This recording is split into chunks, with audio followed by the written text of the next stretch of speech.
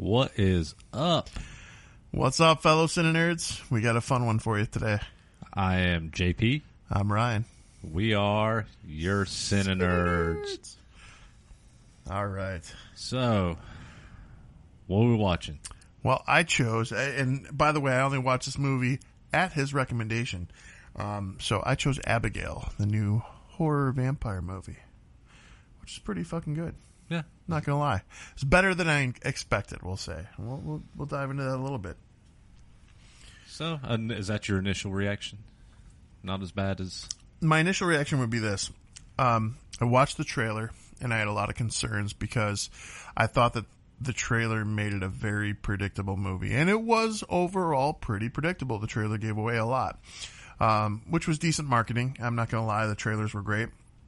But there were lots of little twists and turns that I wasn't expecting. There was lots of odes to other vampire movies through the years in little small subtle ways. But it was good. My initial reaction, because I actually never watched the trailers. Okay. So I went in blind just based off of whenever it came out on... Maybe it was in theaters or on digital. It was when it first got released. I started seeing people talk about it and how it was one of the best vampire movies of the past 2 decades. And I remember seeing that going, man, that's a bold statement in a world that Let the Right One In exist. And but seeing everybody being so positive about it, I was like, I'm going to watch this. And I watched it the first time, and I think that's what I told you. I was like, it's predictable, but I really enjoyed it. But it definitely wasn't as great as everybody had made it out to be. Now, this is my second watch through, and honestly, I enjoyed it more the second time. Okay, that's fair. I haven't watched it a second time through yet, but I'm willing to bet that you pick up a lot more in it the second time, like normal. Yeah. To give a little context to, so him not seeing the trailer is probably helpful to enjoying the movie a little bit better because it's not all mapped out for you because it's kind of mapped out in the trailer. But the original title of this movie was Dracula's Daughter, which would have probably, I don't know if it would have helped it or hurt it, if I'm being honest, because Abigail, once you find out the premise, it moves along nicely, and Abigail, I think, is the right choice. Yeah, being honest. I didn't even realize that it was based on Dracula until we actually decided to do this episode for the podcast. And then when I started looking into random facts about it, and I saw that it was in the Dracula universe, and it was originally titled Dracula's Daughter, based on, I guess, the novel or novelization of that I was, I think it was a novelization it was based on, loosely, at least. At that point, when I was like, oh, well, that's actually pretty cool. But at the same time, I agree. I think Abigail is the better title for it. Yeah, that's what I felt, too. I feel like if you call something Dracula's Daughter, you automatically get stuck with that realm of, Dracula 2000 or whatever that was. And anytime you throw Dracula on it, it takes it away from the story itself. That makes sense. You're hoping for Dracula.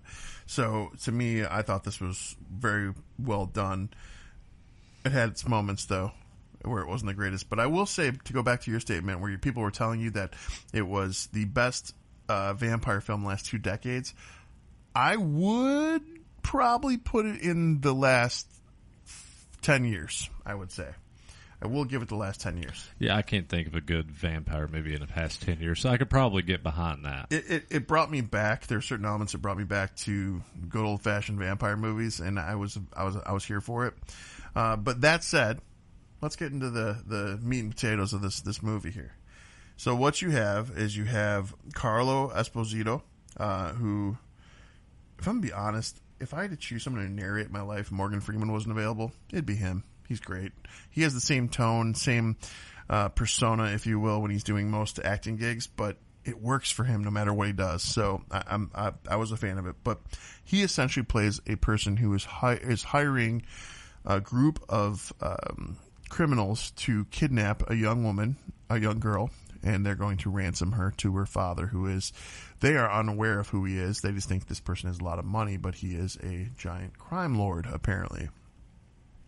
So they get this girl, they bring her into a mansion, and their job, Carlo basically lays it out, is babysit this girl for the next 24 hours, and you guys get $50 million. And they're all content with a split of $7 million each, and they all feel good about it. And events kind of unfold from there. The cool part about this moment, too, is that there's a double-edged sword here of how Carlo Esposito's character refers to him. His name is Lockhart, right? Or no, what is he? I'm actually pulling the IMDb Lambert. up. He's Lambert, sorry. I believe that's his name. So his character basically, he doesn't, these, by the way, these criminals don't know each other. They've never known each other. This is the first gig they've worked together.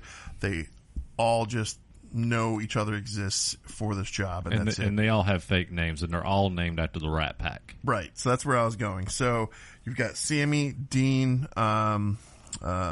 Peter, Joey, Rickles. Well, Rickles is a cool one. That was the extra one. So that's Don Rickles, because Don Rickles always said Frank made him feel like he was part of the Rat Pack, so he was the last one that got named. So basically, everyone in the Rat Pack was how he identified these people. Then you've got the main character, female led. I forgot her name. Is that Catherine? Is that Sammy? You talking about the girl that plays Abigail? Or No. That's Alicia Ware. I know that one. Talking about Joey. Joey, yes. Melissa Barrett. I never can pronounce her name, but the girl from Scream. The Scream reboot. So she was in the Scream rig. So this girl, her kind of thing is she's good at looking at someone, assessing someone, and telling you about their background, where they came from, who they are, what she thinks about them. It's all kind of a guessing game, but she's really good at it. So when they're establishing understanding each other and they're going to be locked in this house, she goes down the list and grabs each one of them in the room and says what she thinks about them, their background, who they are, and she pretty much spot on nails it, with the exception of who's the main guy, the bad guy, Frank. Frank is a detective who is a shady detective, and so he throws his detective skills right back at her and tries to analyze her, and basically he's like, "Oh, you're a junkie."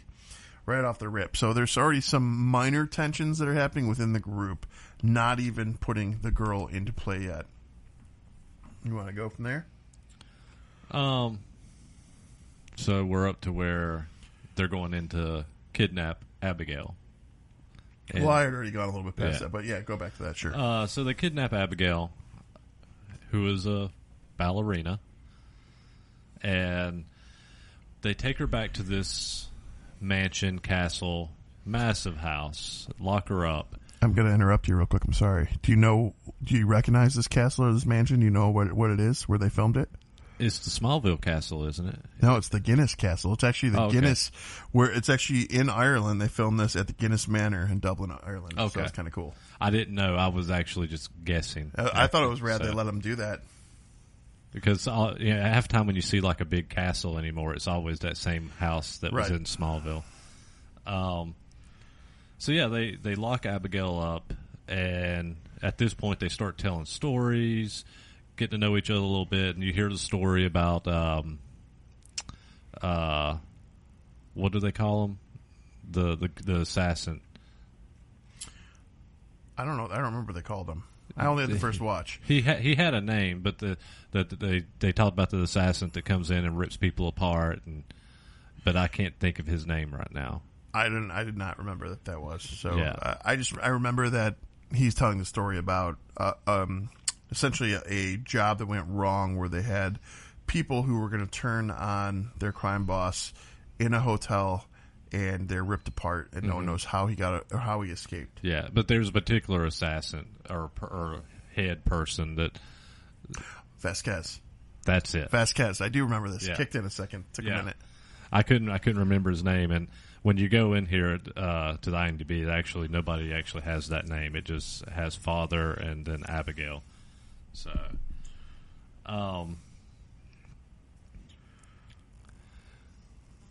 So this actually gets up to where the character of Dean is the first to get killed. Who, by the way, is played by Angus Cloud. Angus Cloud. So this is his last film he ever did before he passed away in real life. They actually dedicated the whole film to him. I did want to talk about this as well. Yeah. And did you notice at the end what was there when they did the dedication? Sorry. I don't think I did. So the dedication is they used a picture, and it was there was a person on set who, let me actually get the right details on this. There's a person on set essentially who they asked for his autograph. Here it is. Cloud had filmed all of the scenes before production was shut down. Basically COVID, or no, the SAG after a strike shut this production down for a minute. He had signed an autograph, though, for a crew member during this time on the set, and Melissa Barrera had it printed on T-shirts for the cast and crew when filming Wrapped. Oh, okay. And so you use that in the end credits. You see what he signed, and it says Angus in the middle, and it's got a little cloud around it. And he had actually put some thought into the signature, and it was kind of a little touching moment, if you will. Yeah, I missed that. I couldn't stand his character, I'm not going to lie. But but he played the part he was playing. Exactly. He did it well. He played an obnoxious kind of white stoner kid. Yeah. Yeah. So, and he gets attacked, and then the character of Sammy comes back down and is looking for him, comes back into the room, into the little kitchen area, and he's sitting at the table, and she bumps him, and his head rolls off. Well, hold on, rewind here. So he was trying to be funny guy, and he scared the shit out of Sammy. He was in her room waiting for her when she went back to her room, because they all have their own little space to lock down for these 24 hours. And he was in her bed and scared the shit out of her, and then he starts trying to make moves on her. She disses him, denies him. He goes down in the basement to be by himself, and that's where that events happen. Yeah. Abigail finds him. And when Sammy ends up coming back and finding him, she hears a noise and goes and hears him screaming essentially. Yeah. And goes down and bumps him, and his head rolls off. And we completely forgot about this, but before he goes down to Abigail, where Abigail kills him, he walks into the to another room after he leaves Sammy, and the character of Peter, which is played by Kevin Durant, the Muscle. Yeah, the big guy played the Blob in Wolverine. And he draws a penis on his face. He does. While he's sleeping, he draws a penis on his face. Do you know what else he's from? He's in a bunch of stuff. The TV series, though. He was in the TV show called The Strain. The Strain. Yeah, he was excellent, and I did like him in that role. Yeah, I liked Strain. And the reason I had to go back to that is when Sammy finds him, she yells, and Kevin Durant's the first one that gets down there. And she's freaking out, and then she looks over at him, and she goes, "Why is there a dick on your face?" Yeah. Now, hold on. We're getting ahead here, and part of this is my big complaint, too. Pacing was a big issue for me in this movie, because, like, we had reviewed, what was the movie? Slammin' Salmon. Mm-hmm. When we reviewed that movie, the problem with that one for both of us, at least, I don't know about James, but the first hour dragged so hard. And in this instance, the storytelling in the beginning to try and establish the character base, to establish the relationship between the would-be kidnappers and Abigail, all happens. And so there are some meaningful moments in there. The only person who's supposed to have the interaction with Abigail in this whole time, just not to confuse her, per Lambert's instructions, is Joey. So Joey goes in there. She's what the other people had not guessed is that she's also a mom. So her past involves being a junkie, and she's also a mother. So she has an affection for a child, and she doesn't want to see her hurt. So she actually promises her that she won't allow her to get hurt. And Pinky swears on it, and it becomes a thing between the two of them. Then you have Frank, who goes in the room because they think that there has been. This is after the kill, actually. Yes, we brought us up to speed. That's there. Yeah. One thing, and actually, before we go any further, one thing that was I can't talk. Apologize. One thing I noticed as soon as they got to the mansion.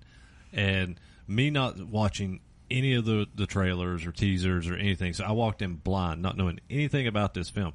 When they get into that one main entrance room, and the character of Joey looks up at this statue with a father figure and a small girl.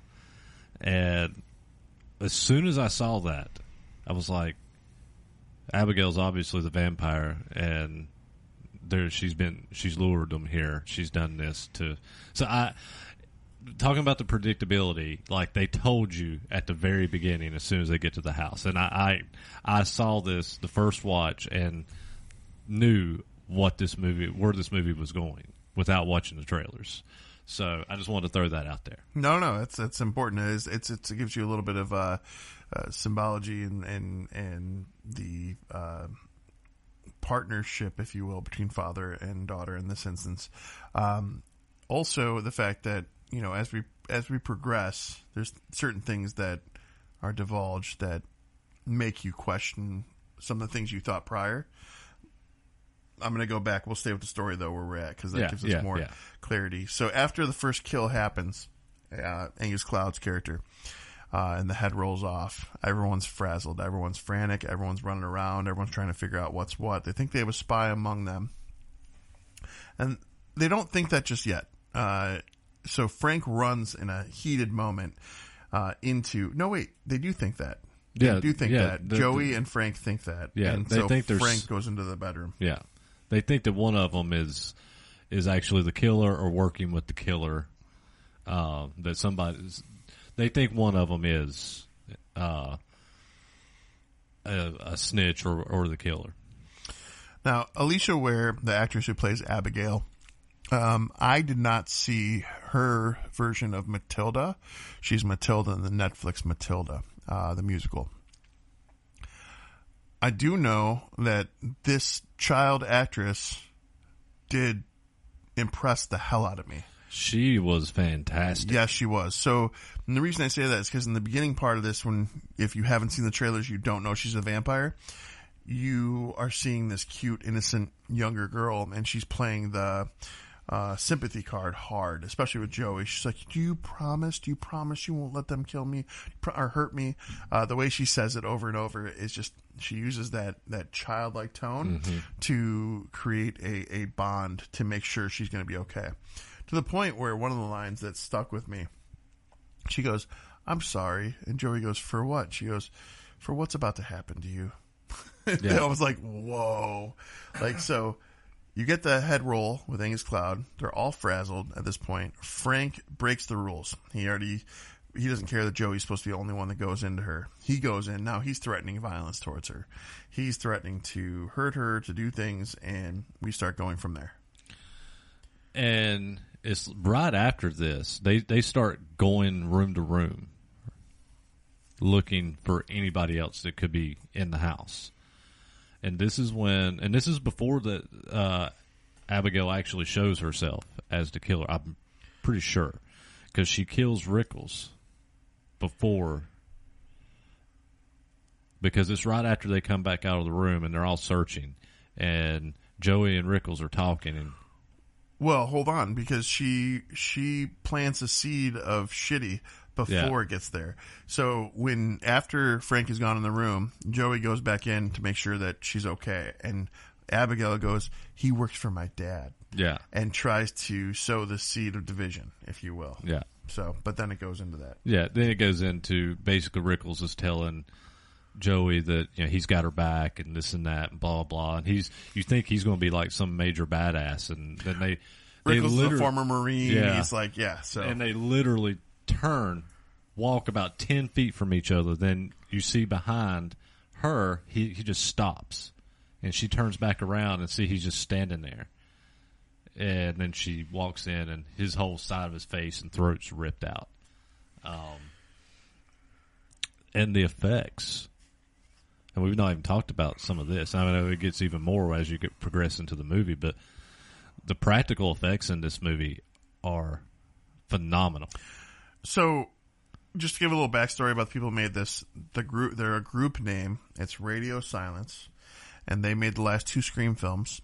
and they also made Ready or Not, which I haven't seen yet. I just know. Ready or Not you've never seen that? No. Ready or Not is amazing. From what I'm hearing, essentially, it looks like they took Ready or Not and flipped it from a protagonist to an antagonist with a vampire, is what I've been told the correlation is. I haven't seen Ready or Not, but I can see similarities. Okay. I can see that. Okay. Now, if we're being honest, I think Ready or Not's the better film. That's what I've heard too. Yeah. But as far as vampire movies go, though, I can agree that this is one of the best vampire movies in the past 10 years. yeah, I can too. But yeah, so going into the effects from there, though, like to me, like there was a film festival where they're coming out in another podcast group. I don't the name's escaping me. I'm sorry, but they were interviewing them, and they go, "What vampire films inspired you for this film?" And they literally listed off so many. They're like all of them, just all of them, as they ended up saying. But the ones that stuck out to me were Fright Night, Lost Boys, and fudge. What's the other one? Near Dark. No, From Dusk Till Dawn. From Dusk Till Dawn. So, and the reason I chose those three for reference point is because one of my problems with this and those movies is when sunlight hits them, the instantaneous explosion. Like, I like the slow burn and then blow up, and the fact that it just went oop. Well, like, Lost Boys does the slow burn. That's why I said that too, didn't I? No, I didn't. But that was also So those movies to me, like, I don't like that vampire aspect, but I like the effects, and it made me feel like I was watching those movies again for the first time. So that was cool in that regard, but also weird. Yeah. I've not seen that interview, but I don't really see Lost Boys influence. I can definitely see the explosions. Yeah, but the explosions, not the vampire though. Yeah, I mean, the vampires exploded, but they all died different in Lost Boys. They even say in Lost Boys that no vampire dies the same. No vampire goes out the same way. I mean, but is that well? I guess no. They all They all did the same in this. They even go, some explode, some implode, some scream, some go quietly. That's true. That's very true. Where From Dusk Till Dawn, yes, you go to the extreme of like, they'll completely explode every time. But with that said, this one also changes rules of vampires. Yes. So that was something because one of the first things, and they realize they have a vampire scenario, is they're like, all right, what do we know about vampires? What kills vampires? And they start going down the checklist. So garlic. Yeah, they're trying to get garlic and crosses, stake through the heart, and they figure out what works. But like, and Sammy comes back with onions instead of garlic. Yes. And did you notice who Sammy was? What other movies that she played in? She's played by Catherine Newton. Yeah, but she's been in other horror films, though. She has been in one of my favorite movies of the past 10 years. And that was? Detective Pikachu. Jesus Christ. She was the main girl in Detective Pikachu. That was one of your favorite movies in the past. I love Detective Pikachu. He plays Pokemon Go, people. I'm sorry. Yeah.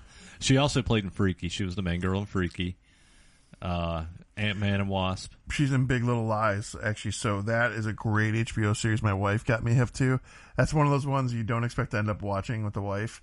Like, she was watching it, I walked in the room, I sat down, and I was like, huh, this is kind of cool. She was also in Supernatural for a bit. And I haven't seen Lisa Frankenstein I was going to say, she's in Lisa Frankenstein, but I've actually not watched that one, even though I've heard really good things about it. Oh, The Society. She's in The Society as well. So yeah, she's got some. She's definitely recognizable. I knew her face right away. I don't think she's ever made a great impression for me, but obviously for you with Detective Pikachu. Detective Pikachu. There is nothing wrong. Were we watching the same film? There's nothing wrong with Detective Pikachu. We just wanted to see her Pikachu. It's a good fucking film. It was okay. I won't say it was bad. It was all right. For a kid's film, it's definitely one of my favorite kids. That's really what I mean. One of my favorite kids films.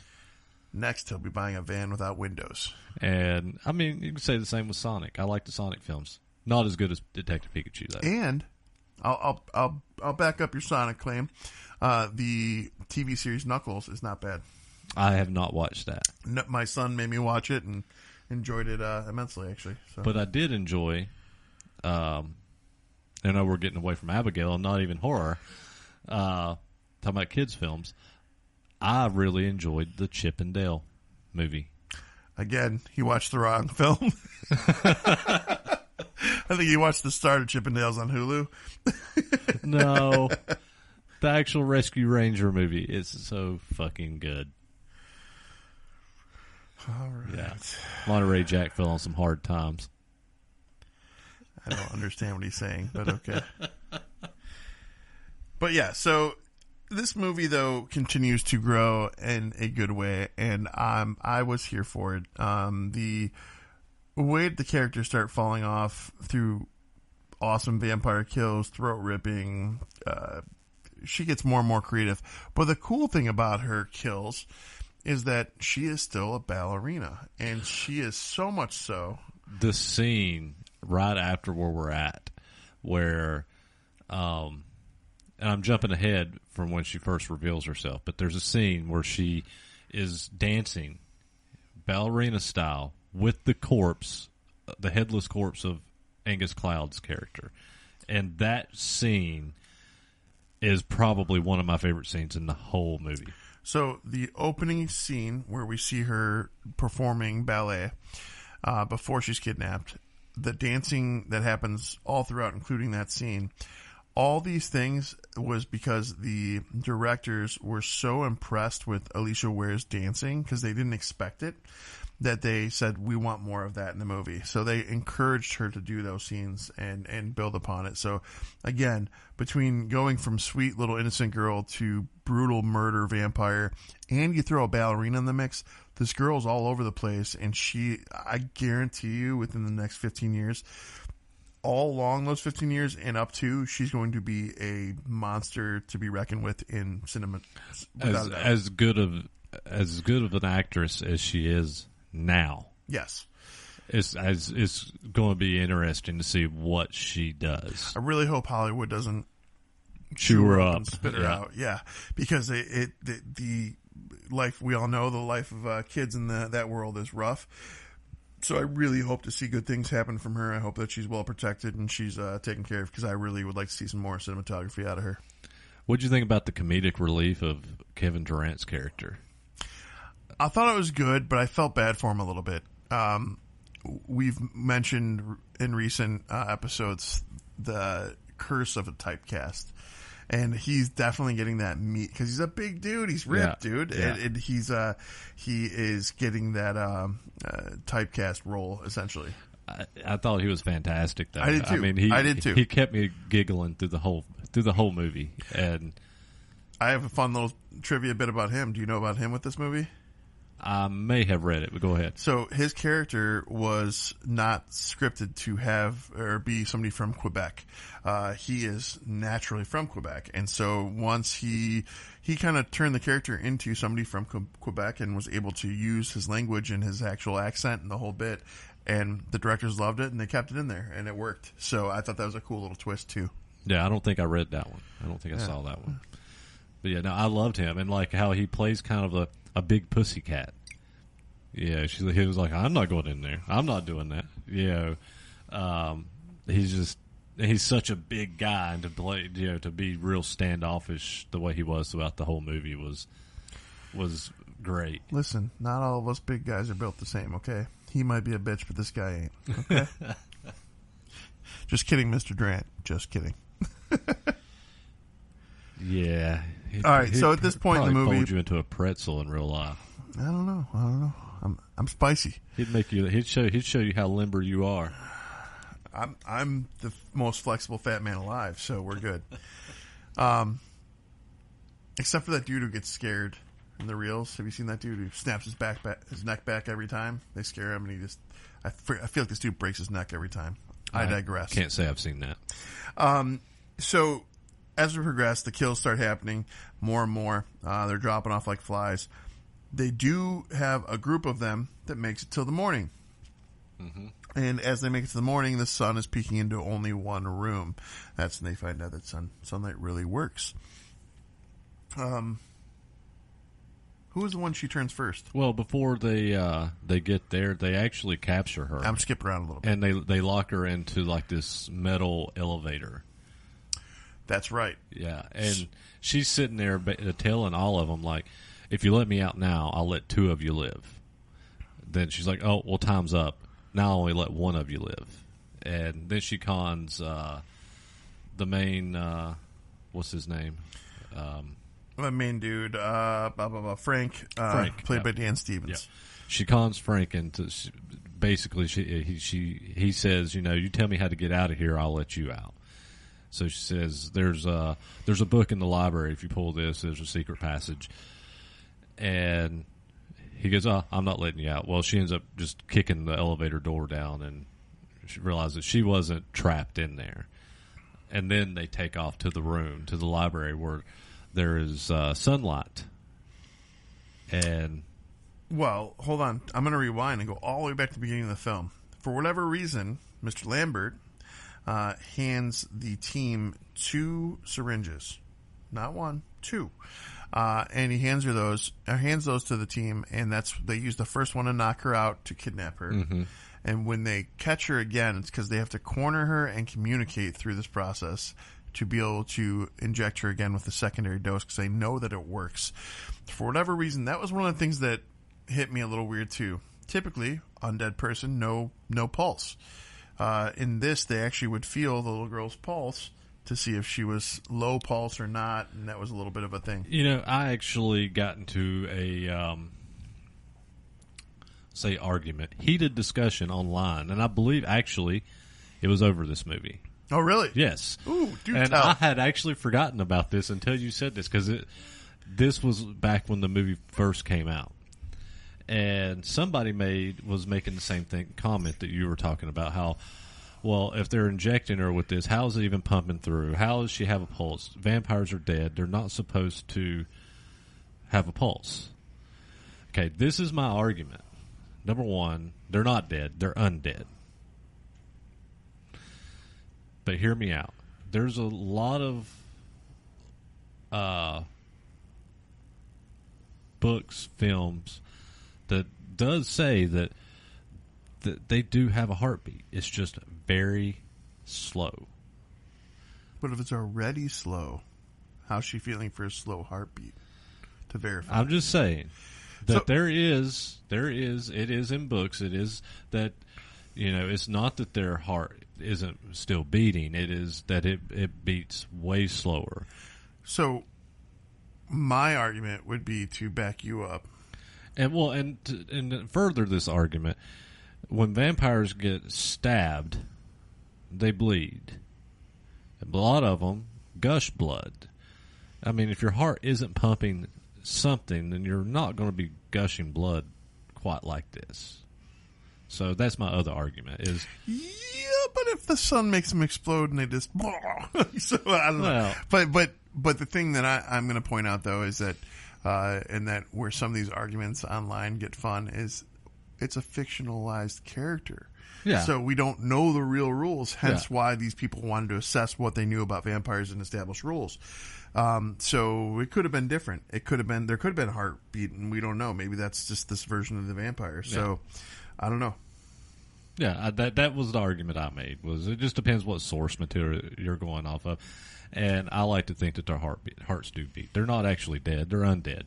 Mm-hmm. So I back it. But yeah, so they slow her heart rate down, and they know, according to Joey, they understand that is how to make sure that the injection has worked. When the little girl wakes up, she is inside of the cage, and that's where your portion of that all comes to fruition. I did find that incredible, though, that she went through all the mind games to do that, and then she just, with one push, just breaks those bars and throws them like nothing. Yeah. So it was all literally for show. So she was playing with her food. Exactly. She said that in this moment, too, in this cage. Like, before she breaks the cage, she said she likes to play with her food. And she admits that she had planned every one of these people to come into this house and planned them all to be there. She researched each one of them. She actually, at this point, tells each one of their first and last names, their background, what they do, how she figured out, how they became an enemy of her father, and that she was playing with her food because essentially they'd all been lured there, not as the actual rat pack, but rats in her maze, and they are her food. So I like that double little twist at this moment. Yeah, and when they get to the library after this, obviously Frank checks the book, and obviously it doesn't open a secret door. Abigail does get in there, and her hand gets in the sun, and her whole hand explodes at this point. But it starts growing back. Very cool, by the way. It starts growing back. Great. That's a great use of the effects here. Yeah, for sure. Yeah, you start seeing the bone just kind of just start growing, and it's like Deadpool style. Yeah, and a little faster. One thing we skipped that I thought was a really cool scene, just to kind of go back to it. Before they put her asleep, they're hunting her. They're looking for her, and Sammy falls into this pool, swimming pool. Oh, the corpses. With hundreds of corpses and rotting corpses, and she's like in this sludge of Just, decomposition. yeah, and it's a pretty gruesome. It's the next new band, Sludge of Decomposition.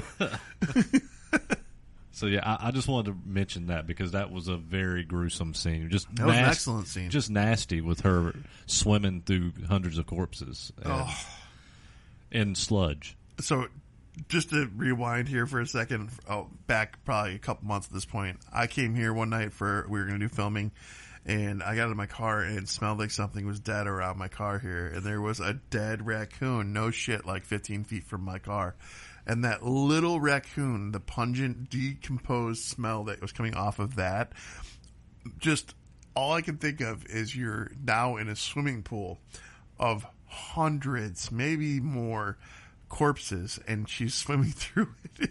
I'm just like, that smell, I'd be throwing up everywhere. I was thinking whenever they were hiding around the corner when Abigail was coming down the steps, and I was thinking, how can Abigail not smell her? Like, because she had just gotten out of that pool. Maybe she doesn't smell death. Maybe that was like Predator style camouflage. Who knows? Maybe she only smells, fresh meat, that type thing. So I don't know.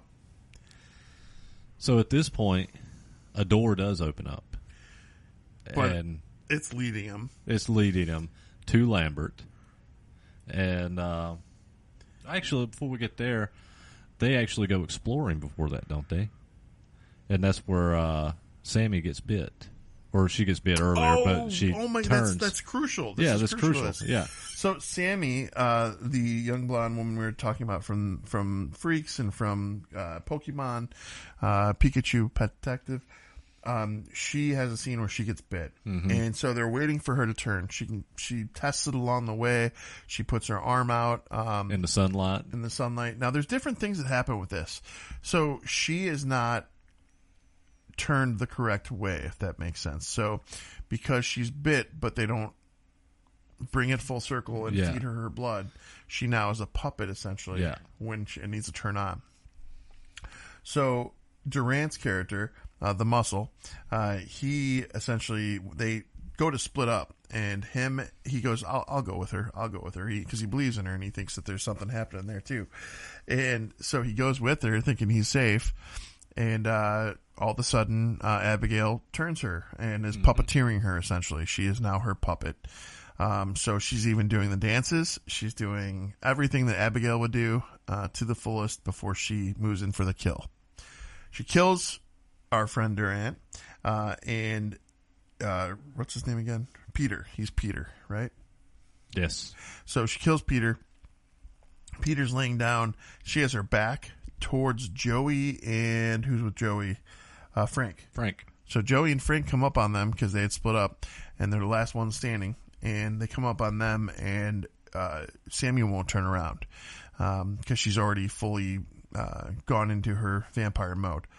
Now, I do want to compliment. It's weird, but I do want to compliment the effects on what they did for the vampire teeth. I don't like the standard two-fang vampire that we always get. I like the mutation of all the teeth. Yeah, and they're all it's literally jagged. all around jagged. Like we're talking like great white shark, just insane. Actually, more like a xenomorph, if you will. So they're just these brutal teeth, and she's not facing them, and she's talking to them, and they go, "Turn around, Sammy, turn around," because they kind of caught vibe of it, and it goes from there. Sorry, I was looking stuff up. I was looking stuff up. So from there, she chases them, and obviously Abigail is speaking through her, through Sammy. Yeah. You can hear the voices layered. The voices are layered when she's puppeteering and talking to them, and so I was looking up something too. Yeah. Sorry. So she chases them, and basically they get back to the library, and at this point they push her into the sunlight, don't they? They don't push her. She's running. They shoot the window. That's right, yeah. They shoot the window so the light comes in, and that's your first full-blown vampire explosion of mush, which I was like, that was really quick. Like, I really hoped for a little more. Yeah, it was very abrupt. And then the door opens, the secret door opens, and they get led to Lambert, who you find out Lambert is also a vampire. He's a vampire, but he's not being puppeteered. And he's got his own thoughts. He is talking to Frank and Joey. Basically, he knocks Joey out and tells Frank that, join me, I'll make you a full vampire, and let's kill Abigail and kill her father, and we'll take the company over, and blah, blah, blah. So Frank gets turned. He says, "What the fuck?" Yeah, he's like, yeah, fuck it, let's do this. He turns Frank. Frank, once he's turned, he immediately kills Lambert. Immediately. And so, by the way, I've talked about this before. I get really pissy about a wasted character. Yeah. And the fact that we got an opening sequence and this small 2-minute sequence with Carlo Esposito, can't talk either, really kind of bummed me out because I did like his character in this movie and I wanted to see more of him. That's probably all they could afford. Yeah. Let's be real. Yeah. Because he's a pretty famous actor. Yeah. He's up there. Fair. And at this point, Abigail comes in there, and he attacks Abigail and basically bleeds her almost out, while Joey goes running back into the library. He thinks he kills her. Yes. And so there's a big fight that starts between Joey and Frank. She's getting thrown all over the room. Abigail comes back in there, and you find out she's still alive, and she's telling Joey's like, "Help me! I'm too weak to beat him alone, and I'll get you out of here. You'll survive this if you help me." And so they do a team up. This is where the movie became a better vampire movie to me, for me personally. I am a sucker. JP knows this by now, for the conflicted character. In this instance, Abigail shows her vulnerability. She recognizes that she can't do it alone, that she's been weakened, and without Joey's help, she's not going to be able to do this. And so you see a little bit of a different side of Abigail, in the sense of, she's like, all right, this human and I got to do this. And by the way, what's her face? Joey has been bitten by Frank. Mm-hmm. So she received the bite, but she's not turned quite yet. So yeah, and Frank gets Abigail on the ground, and he starts controlling Joey, and Joey isn't. She thinks he's controlling. She's pretending, and yes. She turns on Frank pretty quick, and then Abigail's like tells him, you gotta be a vampire a little longer to learn all the tricks. The the interesting thing, because, like, I think at one point Abigail talks about she had been alive 300 years, I think was something like the length of time she had said. And so the interesting thing for me was that, she's in a kid's body. She's stuck in a kid's body. You kind of have the interview with the vampire thing happening here with Kirsten Dunst's character, where you have a child trapped in a body that's lived, multiple lifetimes, 3 or 4. And so Abigail knows a thing about a thing. And when Abigail is using her strengths and the weaknesses of what she can work with to move this whole process along, Joey comes through clutch. Joey not turning and then trying to turn on him and then giving Abigail that moment to step up was pretty amazing. Yeah, yeah. And there's a lot of blood in this scene. All these shots too. Wherever there's an injury, there's blood. There's blood. There is blood all over this film. And actually, there was a comment I read with the girl that played Joey, where she said that she had never been in a film that had so much blood use in it. What's that? The girl that played Joey. No, I thought you said you sent it. Sorry, I misheard you. No, yeah, it's this whole process was start to finish amazing. I was very, very cool with the blood, very cool with the special effects, very cool with the vampire teeth. No part of those things pushed me away in any regard whatsoever. I could not have been happier about watching this movie. But we're at a very pivotal scene here.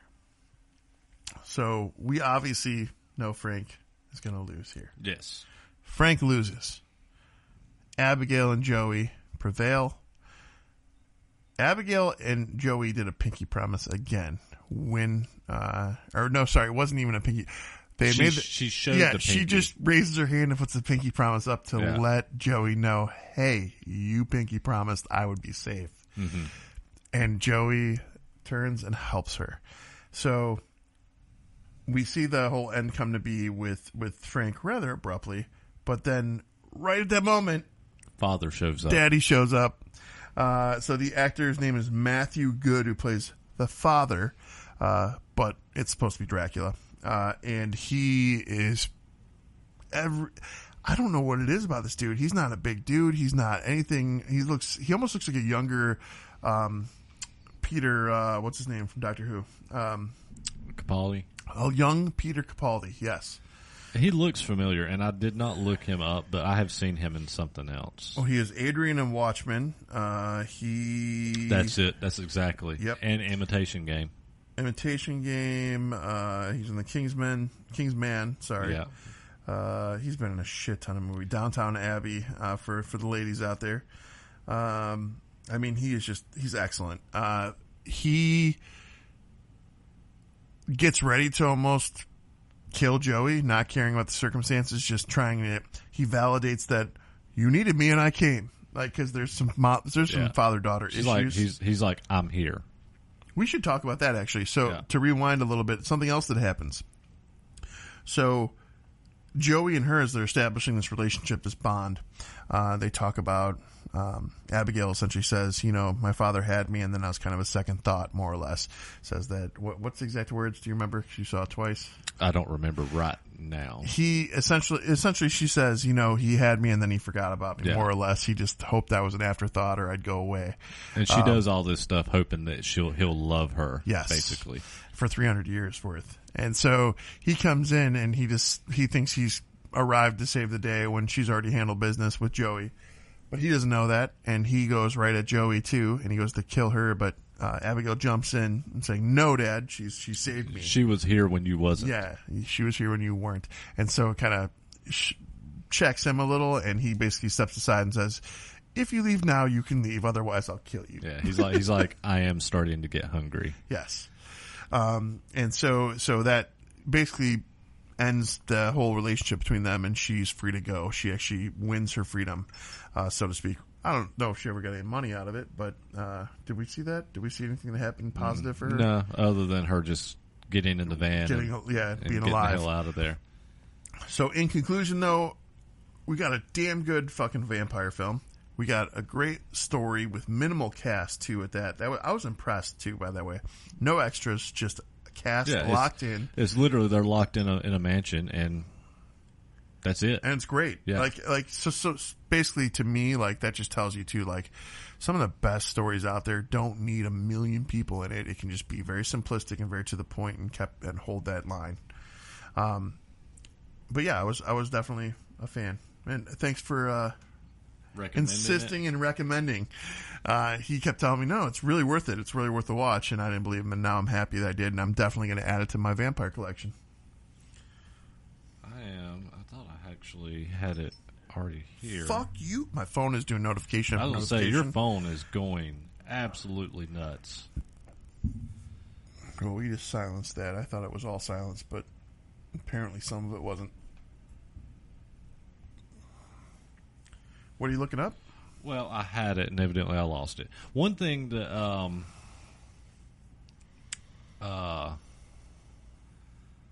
there was one scene in here, and I didn't talk about it, that it honestly bothered me. Uh-oh. And it's a very minor scene. I just thought it was completely useless. It was a throwaway scene. I didn't get the impact. I get why they put it in. They were trying to make her more sympathetic, Joey more sympathetic, but I thought the scene did not work. Was after Frank gets turned, he is chasing her, and she stops in this hallway when she thinks she's gotten away from him, opens her phone, and calls her son. Yeah. And leaves him a voicemail message, like, and I was like, I get they're trying to show sympathy for her character, but we've already established that she's a mom. We've already established that she doesn't see her child because she was a junkie, and all these things, and you're going to stop in the middle of a vampire chasing you to, I don't know. I just thought the whole shot was useless, and it sounds like a very minor thing to complain about. No, it's not, because sorry. So I grew up with a rough scenario. My mom's a little out there, and if she had called and left me a voicemail like that, I would have been like, "Oh, she's on another bender." Like, yeah. So to me, I kind of could have done without that scene as well. Not because of personal experiences, but because in my head, I'd looked at it as this kid's not going to translate that from Adam, especially if they're a younger kid, and so it's not going to be meaningful. And more than likely, the dad's probably going to delete it if we're being real. Yeah, I don't know. I thought the scene.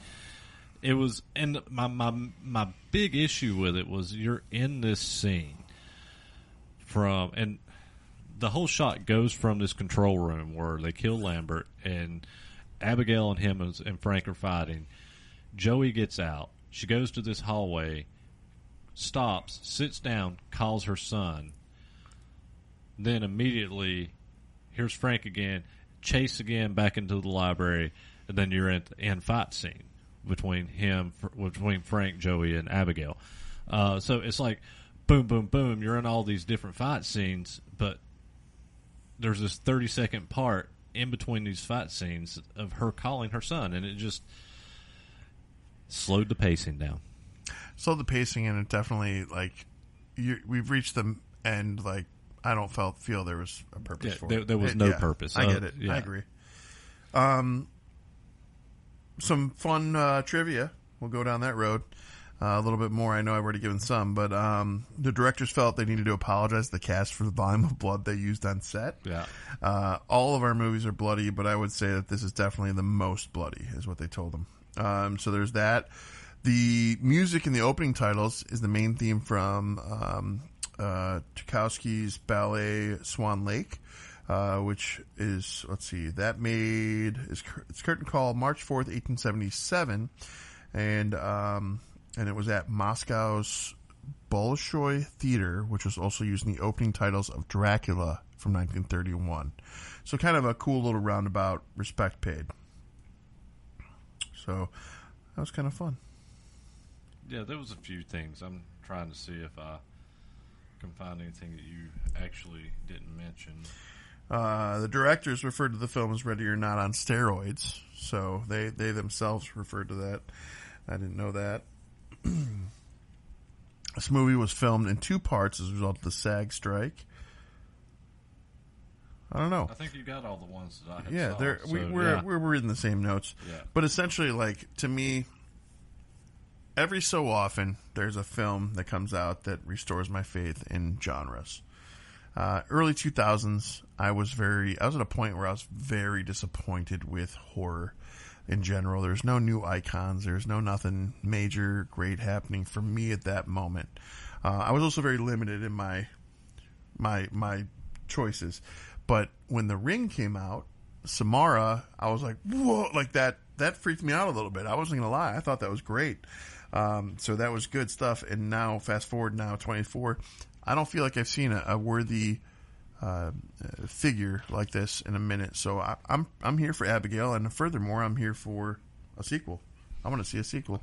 Oh yeah, absolutely. And I've been really excited about this. That I've read pretty recently that there is a Ready or Not sequel in the works. So now I got to watch Ready or Not, and that got me really excited. Okay. So the same director is working on a sequel to that. So maybe, hopefully, what will happen is we'll get a Ready or Not sequel, then maybe an Abigail sequel. Well, I'm glad you read that, because I would have been more sad if they sat in radio silence, because that's the name of the group. Anyways, I'll shut up. Box office. Did you look at box office? I did. You did? I did on this one. Did you look at budget? Budget was $28 million. Yes, $28 million, and it ended up with a $42 million worldwide. U.S. and Canada just did 25.8. International 16. So like, successful worldwide. Yes, I hope we get a sequel. I would love to see a sequel. They probably should give this the justice of a sequel, in my opinion. Yeah, and I've been enjoying this. Director doesn't have a lot out here. I mean, he's 2 Screams and Ready or Not's pretty good, though. But what he has out there is 2 Scream movies, Ready or Not, and now Abigail, and everything he's done so far that's been a little more mainstream has been. I've enjoyed every bit of it. I'm actually a little sad that he's not doing the new Scream. I think they've had a whole bunch of fuckery on that They've had set. a lot of fuckery. So yeah, he walked away from it after they let go the girl that played in this, the Melissa girl. What was the reasoning behind that again? She had made some post about Israel and stuff with the war that's going on, and then with what's her name that plays Wednesday, she wasn't returning because her schedule's too busy. And so you lost your 2 main cast members right there, and then next thing you know, he's leaving the project. So yeah, that's rough. And you know, like, nothing shows instability more than when you see that happening to the major roles and position behind a film. I have the same huge level of concern for the new Blade movie. That is just. I think we're on 4th director now. Probably. It's pretty bad. I know. I saw an article today, and it came in my email, and I haven't read the article, but I also saw a post from Ryan Reynolds today before I saw the article, and the post was actually Ryan Reynolds posting photos of him and Wesley Snipes as Blade, and he said, it's time to give the OG, I did see that. OG, I totally did see that. I remember. Guy same respect as Logan, and talking about Wesley Snipes as Blade, and basically said if it wasn't for Blade, none of us would be here today. And then I got an email not long after that with an article, and I said I saved the article, but I haven't read it yet. But it was talking about, I know it was talking about that Ryan Reynolds was campaigning to give Wesley Snipes one more film. I'm not going to start talking about Deadpool and Wolverine, but I'm going to start talking about it a little bit. Anyways, there's some amazing chemistry with them on set together. And one of the little digs, one of the fun things was, he goes, "I don't like you," to Deadpool, and he goes, "You never did." And all I could and it's like you flash back to Blade 3, and Trinity. you're just like, I was like, so instantly my head spun, and I'm looking up, I'm like, wait a minute. Is that supposed to become Wade? Like, Was it Wade? Is this just because it's a different dimension, or are they just referencing the character play? What are we doing? Like, it confused me so much. I was looking for so many things that weren't there, but it was worth it. So I got excited when I saw that article. With evidently, I guess Ryan Reynolds is campaigning to give Wesley Snipes one more Blade movie, and I think the way that the article looked, like it was basically Ryan Reynolds was talking about how we needed to give him a Logan type send off, and with one more film with the Wesley Snipes Blade. If I were to be a gambling man, I would like to see, since we've already crossed all the fucking lines possible with dimensional multi-universes, the multiverse, whatever, film this new Blade and incorporate the old Blade into the new Blade would be my hope. Well, give him the send off that way. If Disney wanted to make another $500,000 or $500 million on another Marvel film, a rated R Marvel film, we'll clarify that. $500 million. You want to make $500 million or more on another rated R Marvel film, you will bring Wesley Snipes back and do that Blade. Dude, just envision, if you will, the movie poster for Blade, and it's both all the new Blade back to back with their swords. What the fuck are you thinking? Do it. Anyways. It'll make money. It will fucking make money. I'm here for it. All right. So let's get into some ratings. All right. This is my film, so yeah, you go first. Yeah, I recommended it, but it was your pick. So I recommend it behind closed doors. So like I said at the beginning of the episode, I watched this film the first time and I enjoyed it. And I enjoyed it more the second time. Is it a perfect vampire film? No. I love the gore. I love all the practical effects. I love the girl that played Abigail. I loved Kevin Durant's character.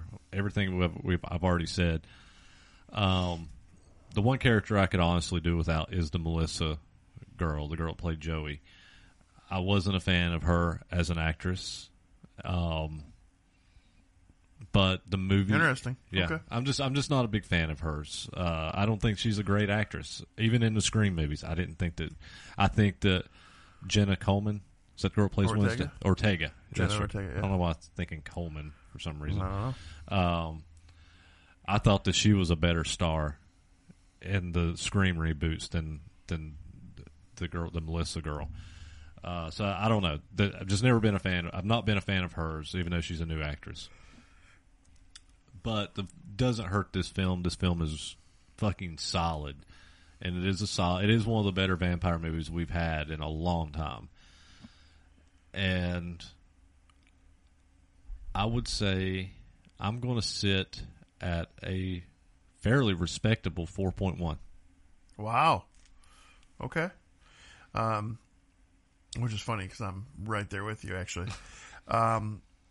For me, I love the fact that you had minimal staff. You didn't have any extras.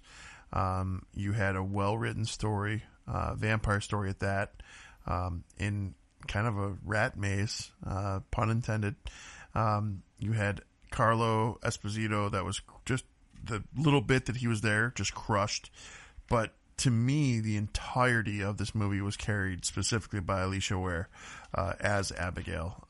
She made this movie for me, and I still stand by what I said. Like, I don't think that Hollywood should let anything happen to this young lady, and that she should be allowed to fully reach the height of her talents for acting, because she would be a force to be reckoned with in Hollywood for sure. So I did a 4 flat. Okay. 4 nerds from me, because I also, like, last 10 years, solid vampire film, haven't gotten that in a long time. I think a lot of people are afraid to touch on that. There was, what was that one, the boat one, the last voyage of the Dementor. Yeah. And that was straight from Dracula, and it was not good. No. Was not good. I wanted it to be good. I watched it. I went to the theater. Yeah. I went to the because I was excited for it. I didn't go to the theater. I didn't have that much faith in it. But I had hopes because I've wanted a good vampire film, and I went to the theater thinking and hoping, and it just was not good. But this film, yes, we said it's very predictable. There's issues. It has its minor issues, but it's overall Any vampire it's a or fun horror ride. fan, if you watch this, you won't be disappointed. No, it's a fun ride. Yeah. It's even Renfield. I enjoyed Renfield, but this is leaps and bounds better than Renfield. I didn't watch Renfield, so I gotta see Renfield. I guess. Yeah, you would enjoy it. It's a fun ride too. Okay.